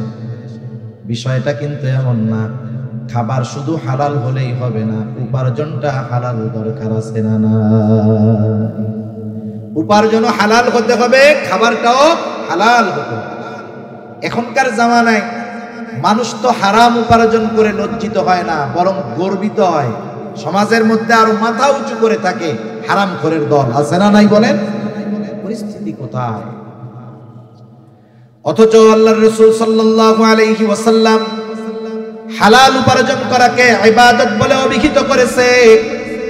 রাসূলুল্লাহ সাল্লাল্লাহু আলাইহি ওয়াসাল্লাম বলেন, কাসবুল হালালি ফরিদাতুন বাদাল ফরিদা। ফরজ ইবাদতের পরে অন্যতম ফরজ ইবাদত হলো হালাল উপার্জন করা।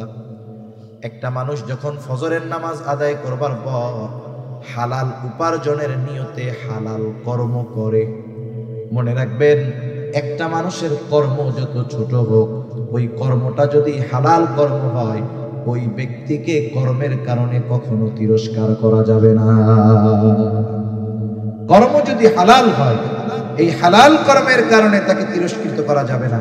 আমাদের সমাজে, আমাদের অঞ্চলে যেগুলো হয় বলি, মনে করেন কেউ থাকলে মনে করো কিছু করবেন না, আমি বোঝানোর জন্য।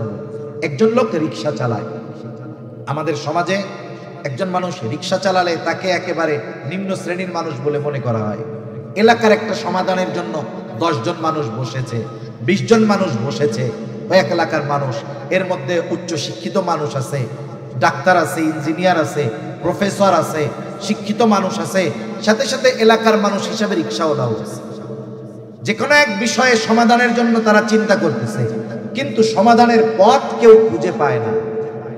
এখন রিক্সাওয়ালা রিক্সা চালাতে পারে ঠিক, আল্লাহ সুবহানাহু ওয়া তাআলা তাকে ভালো মন্দের বুঝ তো দান করতে পারে, ঠিক কিনা বলেন? এখন রিক্সাওয়ালার মাথায় একটা বুদ্ধি আসছে যে এই বুদ্ধি অনুযায়ী যদি কাজ করা হয়, আমাদের আসন্ন সমাধান অথবা যেই সমস্যার সমাধান হয়ে যাবে।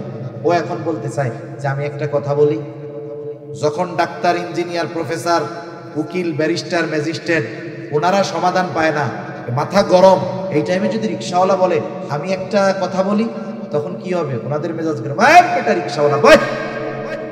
এত জ্ঞানী গুণী মানুষ এই জায়গায় আছে, বুদ্ধি পায় না, রিক্সাওয়ালা ওই জায়গায় মাথা ছাড়া দিয়ে উঠছে। আচ্ছা, এই লোকটা তো এই এলাকার, এর তো একটা নাম ছিল, ঠিক কিনা বলেন? নাম ছিল না? কিন্তু নাম বাদ দিয়ে ওর কর্মকে আগে বলার কারণ কি? কারণ কি? এই কর্মের কথা বলে ওকে আঘাত করা, কর্মের কথা বলে ওকে কি করা? আঘাত করা। সেজন্য আমাদের সমাজে ছোট পেশার মানুষ যারা, আমরা এদেরকে অনেক সময় তাদের কর্মের ব্যাপারে তিরস্কার করি। খবরদার, হালাল উপার্জনকারী, সে হালাল উপার্জন করতেছে, যেই ছোট্ট কর্মের দ্বারা ওই কর্মটাকে তিরস্কার করার কোনো সুযোগ নাই।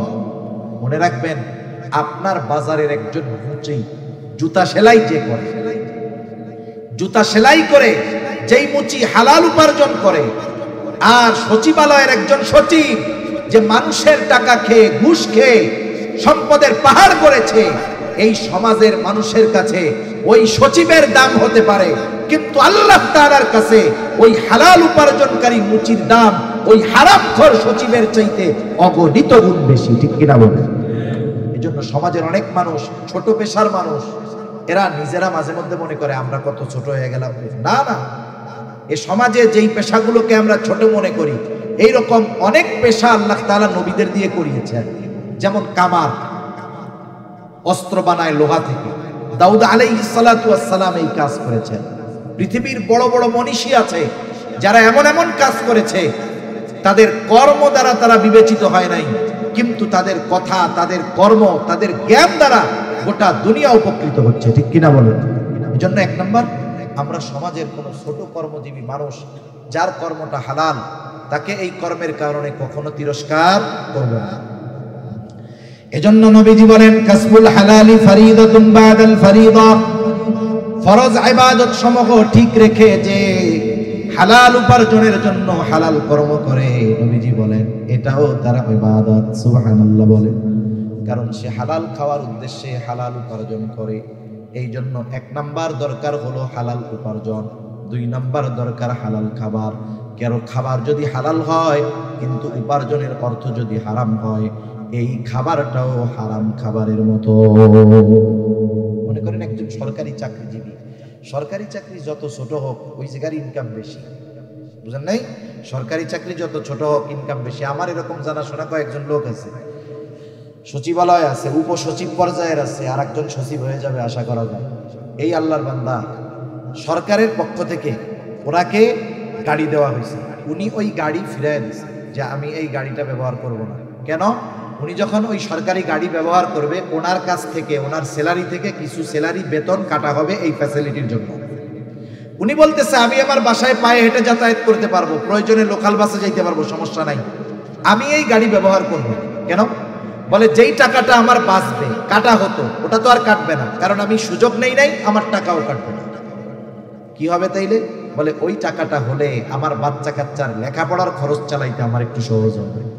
এটা বলতেছে কে? একজন উপসচিব পর্যায়ের লোক, একজন উপসচিব পর্যায়ের মানুষ। সে ইচ্ছা করলে কি করতে পারে এটা একজন সাধারণ শিক্ষিত মানুষও বুঝতে পারে। কিন্তু দেখা যাবে কি, ওই উপসচিবের গেটের বাইরে যে পিয়ন আছে, ও দেখা যাবে প্রতি মাসে লক্ষ মগে কাপে খায়, নাকি গাজি ট্যাঙ্ক 1000 লিটারের ট্যাঙ্কিতে চা খায় আল্লাহ জানে। 2-4-5 হাজার টাকার কমে এদের চা পানের টাকা হয় না। ঠিক কিনা বলেন? ওই ব্যক্তি তো আবারও ওরে 5,000 টাকা হাতের মধ্যে গুজে দিয়ে স্যারের সাথে দেখা করে আসবে, কাজ শেষ। স্যার তো আর ঘুষ খায় না। দেখা যাবে ওই পিয়ন ঢাকা শহরে বাড়ি করে ফেলছে, কিন্তু উপসচিব তার বাপ দাদার রেখে যাওয়া বাড়িটা ভেঙে যাচ্ছে, ঠিক করার টাকা তার কাছে নাই। আছে না নাই? এরকম অনেক আছে। আবার ওই যে বললাম পিয়ন লক্ষ লক্ষ টাকার মালিক, কোটি কোটি টাকার মালিক। মনে করেন ওই রকম একজন লোক আজকে ভালো ইনকাম হয়েছে, 20,000 পকেটের মধ্যে ঢুকছে, এই যে ঘুষের টাকাটা নিল, বলেন তো এটা হালাল না হারাম? কত জঘন্য এক হারাম। মানুষের উপার্জনের অনেক পদ্ধতির মধ্যে হারাম পদ্ধতির মধ্যে একটা হলো এই ঘুষ। এখন সেই হারাম টাকা নিয়ে বাজারে গেছে, বাজারে যাওয়ার সময় দেখে বিশাল বড় এক গরু জবাই হয়েছে। গরু যত বড় এর গোস্তের স্বাদ তত বেশি না কম। এটা দেখার পরে তার গোস্ত কেনার জন্য খুব ইচ্ছা হয়েছে। এখনো কসাইরে জিজ্ঞাসা করতেছে, এই এত বড় গরু জবাই দিলা কেমনে? কারণ প্রাণী যদি হালালও হয়, জবাই যদি আল্লাহর নাম বাদ দিয়ে দেওয়া হয়, ওই হালাল প্রাণীর গোস্ত আর হালাল থাকে না। জিজ্ঞাসা করতেছে জবাই দেওয়ার সময় কি আল্লাহর নাম বলছিলা? কসাইও চালাক কম না। কসাই বলে যে শোনেন, আমি নিজে নামাজ কালাম পড়ি না, তাতে কি হয়েছে? আমি এ মাসালা খুব ভালো মতো জানি। ইচ্ছা কইরা যদি আল্লাহর নাম বাদ দিয়ে জবাই করি, তাইলে এই গরুর গোস্তের আর হালাল থাকবে না, হারাম হয়ে যাবে। সকলকে যদি খাওয়াই আমার গুনাহ হবে। নিজে নামাজ পড়ি নাই, আল্লাহ চাইলে মাফ করে দিব। মানুষের যদি হারাম খাওয়াই, হক নষ্ট করা হবে, আল্লাহ মাফ করারও সুযোগ নেই। আমি বিসমিল্লাহ কইয়াই জবাই দিছি। লোক নিশ্চিত হলো যে গরুর গোস্ত কি আছে? হালাল আছে। এইবার কি করতেছে? পকেট থেকে টাকা বের করে দিয়ে বলতেছে আমারে 10 কেজি গরুর গোস্ত দাও। আমার একটু বলেন, এই যে খাবারটা হালালের ব্যাপারে কত সচেষ্ট সতর্ক হলো, কিন্তু পকেট থেকে যেই টাকা দিল সেটা হালাল না হারাম? এজন্য এই বিষয়টা খেয়াল রাখার দরকার। সে যদি চুরি কইরা ওই গরুর 10 কেজি গোশত নিত, তার যেমন অবস্থা হতো, হালাল হতো না। ওই ঘুষের টাকা, সুদের টাকা দিয়ে যখন কিনছে, ওটাও হালাল হবে না। জুয়া খেলার টাকা দিয়েও যদি কিনে, হালাল হবে না। জুয়া তাস খেলা আসেনি আপনাকে ওই দিকে? হায় হায়, সমাজ ধ্বংস করে দেওয়ার এক পাপ এই জুয়া খেলা। সেজন্য যেহেতু আপনাদের জনপ্রতিনিধিরা আছে, মুরব্বীরা আছে, অনুরোধ থাকবে এই প্রজন্মকে হেফাজত করেন। এখন তো জুয়া খেলার জন্য অনেক কিছু লাগে না, মোবাইল একটা হইলে হয়েছে। কত জায়গায় দেখি বাজারের মধ্যে রিক্সাওয়ালা রিক্সা রেখে, সিএনজিওয়ালা সিএনজি রেখে 4 জন মোবাইলের মধ্যে লুডু খেলা শুরু করতেছে। কি চলতেছে? জুয়া চলতেছে, বুঝতেই পারবেন না। এখন তাস নিয়ে বসা লাগে না, মোবাইলের মধ্যেই 4 জনে তাস খেলতে পারে। অবস্থা খুব খারাপ। এই জুয়ার ভয়ানক থাবা থেকে এই জাতিকে, আগামী প্রজন্মকে হেফাজত করার দরকার, ঠিক কিনা বলেন? এর দ্বারা উপার্জিত পয়সা, সুদ ঘুষের পয়সা যেমন হারাম, এর দ্বারা উপার্জিত পয়সাটাও হারাম। তাহলে খাবারের ব্যাপারেও সতর্ক থাকতে হবে। খাবারটাও হালাল, উপার্জনটাও হালাল হতে হবে। এখন কথা হলো, কারো খাবার উপার্জন যদি হারাম হয়, তার ক্ষতি কি? বলে বড় বড় 4টা ক্ষতি আছে। কয়টা ক্ষতি? জোরে বলেন না কয়টা? 1 নাম্বার ক্ষতি, যে হারাম উপার্জন করে, হারাম খায়, তার দোয়া আল্লাহ তাআলা কবুল করে না। এই যে আজকে রাত্রে আল্লাহ তাআলা ক্ষমার ঘোষণা দিয়েছেন, ওই মানুষগুলোর জন্য ক্ষমার ঘোষণা নাই। তাদের মধ্যে অন্যতম হলো তারা যারা হারাম খায়। তাদের দোয়া আল্লাহ কবুল করবে না। দোয়া কবুল না করলে ক্ষমা হবে কেমন? 1 নাম্বার ক্ষতি, তার দোয়া কবুল হয় না। দোয়া কবুলের কিছু সময় আছে, স্থান আছে। ওই সময় স্থানগুলোতে গেলেও তার দোয়া কবুল হবে না। এক ব্যক্তি বহু দূর সফর করে উস্কো খুস্কো চুলে বাইতুল্লাহর কাছে গিয়ে দোয়া করতেছে। সাহাবায়ে কেরাম দেখে মনে করতেছে এই ব্যক্তির দোয়া আল্লাহ তাআলা কবুল করবেন, ঠেকাবেন না। নবীজিকে আল্লাহ তাআলা ওই ব্যক্তির অবস্থা জানায় দিলেন। নবীজি বলেন, আল্লাহ তাআলা ওই ব্যক্তির দোয়া কেমনে কবুল করবে? যার উপার্জনটা হারাম, যার দেহটা হারাম খাবার দিয়ে গঠিত, যার দেহর মধ্যে হারাম পোশাক, ওই ব্যক্তির দোয়া আল্লাহ তাআলা কেমনে কবুল করবে? তাহলে হারাম উপার্জন, হারাম যারা খায়, 1 নম্বরে তাদের দোয়া কবুল হয় না।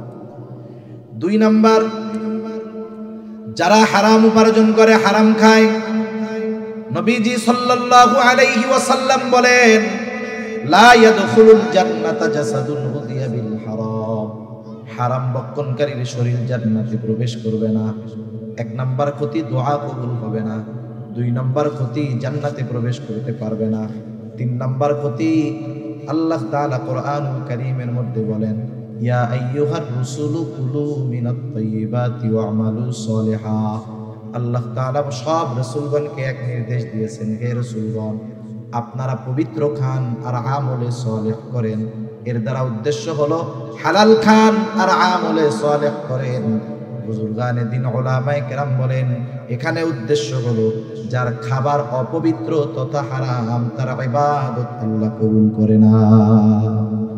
4 নম্বর ক্ষতি, কেউ যদি হারামকে হালাল মনে করে, তাহলে তার ঈমান থাকে না। একজন হারাম কাজ করতেছে, হারাম মনে করে, তার গুনাহ হবে, তবে সে বেঈমান হবে না। কিন্তু একজন হারাম কাজ করে না, কিন্তু ওই হারামকে সে হারাম মনে করে না, সে না কইরাও বেঈমান হবে, ঠিক কিনা কও? একটা উদাহরণ দিয়ে আলোচনা শেষ করে দেই। আমাদের সমাজে অনেক মানুষ আছে, সরকারি চাকরি করে, সে তখন ঘুষ টুস কিচ্ছু খায় না, তার সংসার চালাতে, পরিবার চালাতে কষ্ট হয়। এরপরে সরকারি চাকরি শেষ, এখন আর কোনো টেনশন নাই, মসজিদে গিয়ে সব সময় নামাজ কালাম পড়ে, মসজিদ থেকে বাহির হয় না।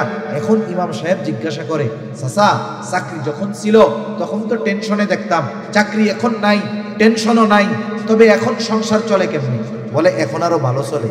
কেমনে ভালো চলে? বলে আগে বেতন পাইতাম 30,000, 30,000 দিয়া বাসা ভাড়া, লেখাপড়া, অন্যান্য খরচ দিয়ে মাসে আমার চলা কষ্ট হইতো, এখন আরো ভালো চলে। কেমনে চলে? বলে আমি 1 কোটি টাকা পাইছিলাম, ব্যাংকের মধ্যে রেখে দিছি, এখন মাসে মাসে 1 লাখ টাকা পাই, আলহামদুলিল্লাহ।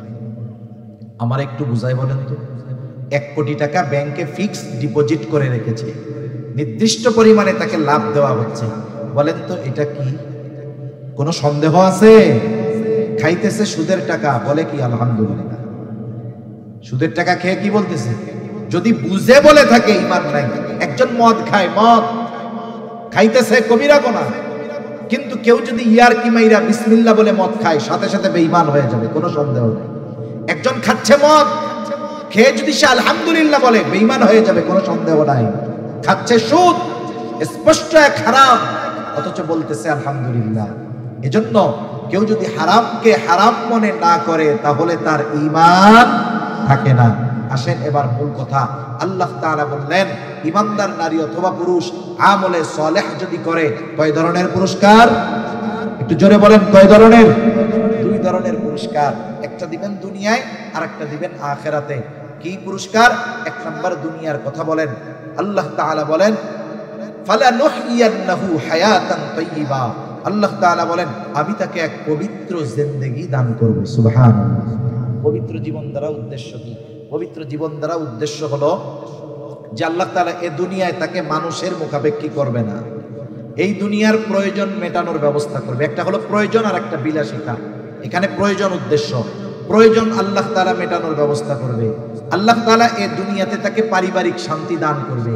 আল্লাহ সুবহানাহু ওয়া তাআলা তাকে ইবাদতের মজা দান করবে।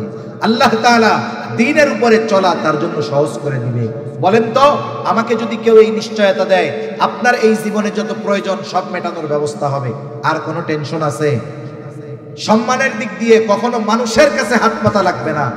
আপনি ইবাদতের মজা পাবেন। আপনার পরিবারের মানুষের দ্বারা আপনাকে শান্তি দেওয়া হবে, নেককার বিবি দেওয়া হবে, নেককার সন্তান দেওয়া হবে, যে স্ত্রী সন্তান আপনার চক্ষু শীতলের কারণ হবে। সাথে সাথে আপনি ইবাদত করতে মজা পাবেন। আমরা কিন্তু ইবাদতে মজা পাই না। মসজিদে গেলে বসতে মন চায় না, চার দোকান থেকে আর উঠতে মন চায় না, ঠিক কিনা বলেন? ইবাদতের মজা, এটা হলো হায়াতান তাইয়্যিবা, পবিত্র জিন্দেগি।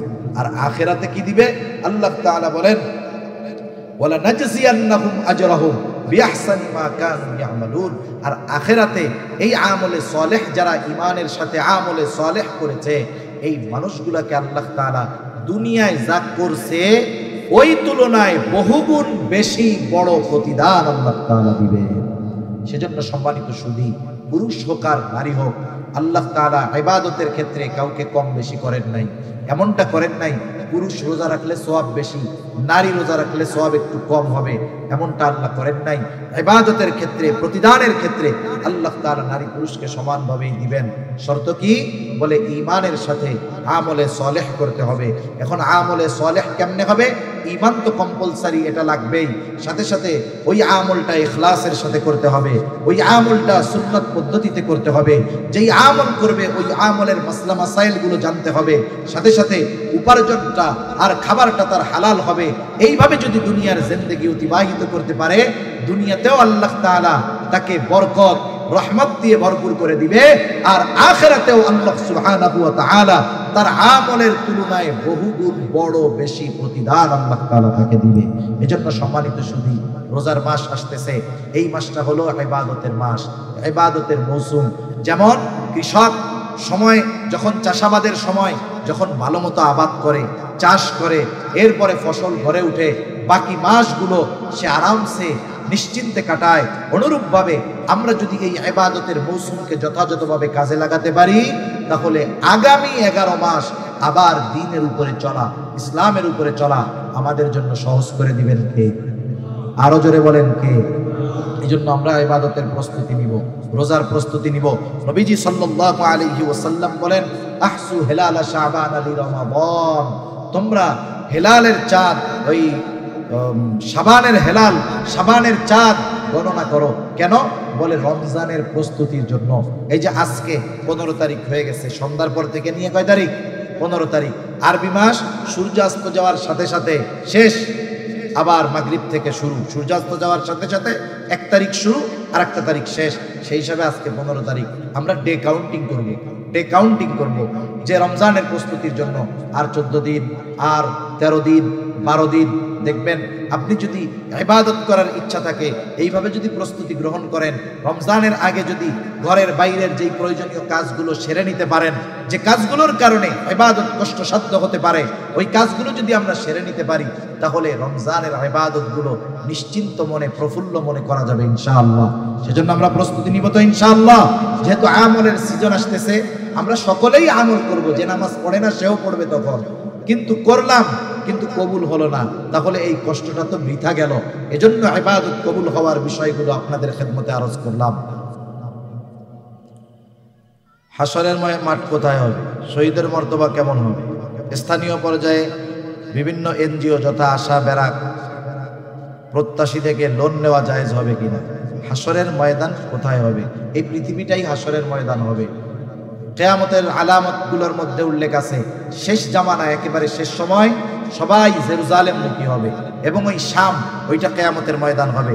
শহীদদের মর্তবা অবশ্যই আল্লাহর জন্য, দ্বীনের জন্য যারা তাদের জীবনকে উৎসর্গ করে দিয়েছে, আল্লাহ তাআলা তাদের ব্যাপারে বলেন, ওয়ালা তাকুলু লিমান ইউকতালু ফি সাবিলিল্লাহি আমওয়াত বাল আহইয়াউ ওয়ালাকিন লা তাশউরুন। আল্লাহ তাআলা বলেন, যারা আল্লাহর জন্য শহীদ হয়েছে তোমরা তাদেরকে মৃত বলো না। আল্লাহর রাস্তায় যারা জীবন উৎসর্গ করেছে তাদেরকে তোমরা মৃত বলো না। বাল আহইয়াউ ওয়ালাকিন লা তাশউরুন, বরং তারা জীবিত, তবে দুনিয়ার মানুষের মতো জীবিত নয়। বিশেষ প্রসেসে আল্লাহ তাআলা তাদের জীবিত রেখেছেন। ওখানে তাদের জীবিত থাকতে হলে কি দরকার? খাবার দরকার, অক্সিজেন দরকার, যা কিছু দরকার সবকিছুর ব্যবস্থা বিশেষ পদ্ধতিতে করেছেন কে? শহীদের মর্তবা অনেক বড়। তৃতীয়, এনজিও। সুদ ব্যাংক থেকে নেন আর এনজিও থেকে নেন, সুদ তো সুদ। সুদ কোনোদিন জায়েজ হওয়ার সুযোগ নেই। এটা এমন এক হারাম যেটা কখনো জায়েজ হবে না। কয়টায়? কই? 12টায়। আমরা প্রস্তুতি নিয়ে শেষ করে দিই না। দেখেন, সুদ তো সুদ। কিছু হারাম জায়েজ হয়, কিন্তু সুদ এমন এক হারাম, এটা কখনো জায়েজ হয় না। মনে করেন আমি বলি মাইন্ড করে, পায়খানা হারাম না? যদি কারো এমন রোগ হয়, ডাক্তার বলে ওরে বাঁচাইতে হইলে প্রতিদিন আধা কেজি পায়খানা খাওয়াইতে হবে, এটা ওর জন্য জায়েজ হবে জীবন বাঁচানোর জন্য। কেউ যদি বলে, ডাক্তার দিনদার ডাক্তার বলে জীবন বাঁচানোর জন্য শুকরের গোশত খাওয়াইতে হবে, এটা ওর জন্য ওষুধ হিসাবে খাওয়ানো জায়েজ। কিন্তু বলেন তো, কোন রোগ হইলে ডাক্তার লিখবে যে এনাকে যদি বাঁচাইতে হয় তাহলে সুদ খাওয়াইতে হবে? বলেন তো, এই সুদ কোন সময় জায়েজ হওয়ার সম্ভাবনা আছে? এটা নিঃসন্দেহে হারাম। এটা কোনো সময় বৈধ হওয়ার, জায়েজ হওয়ার কোনো সুযোগ নাই। হালাল তো পরে, কারণে জায়েজ হওয়ারও সুযোগ নাই। এজন্য এই অভিশপ্ত বিষয় থেকে আমাদেরকে বাঁচতে হবে। এক হারাম পায়খানা খাইছে, ওটা তার হারাম খাওয়ার গুনাহ হবে। কিন্তু কেউ যদি 1 দিরহাম পরিমাণ সুদ খায়, তার মায়ের সাথে জিনা করার মতো গুনাহ হবে। তাইলে পায়খানা খাওয়া হারাম আর সুদ খাওয়া হারাম, কিন্তু ডিসটেন্সটা কি বুঝতে পারছেন তো? তাহলে বলেন তো, একজন সুস্থ মস্তিষ্কের লোক ওই মানের পাপ যেটা করলে মায়ের সাথে জিনা করা হয়, ওটা কি কখনো করবে? তার মানে 1 নম্বরে সুদ যারা খায় এদের মস্তিষ্ক বিকৃত হয়ে গেছে। এজন্য কিয়ামতের দিন ওই রকম তারা উঠবে, মানুষেরা দেখেই বুঝতে পারবে এই মানুষগুলো সুদখোর। আফসোসের ব্যাপার, আমাদের সমাজে যে যত বড় সুদখোর, সামাজিকভাবে তার অবস্থান তত বড়। এটা আমাদের জন্য একটা গজবের মতো, অভিশাপের মতো, ঠিক কিনা বলেন? আল্লাহ এই সুদ নামক জঘন্য বিষয় থেকে আমাদের বেঁচে থাকার তৌফিক দান করুন। সকলে বলি আমিন।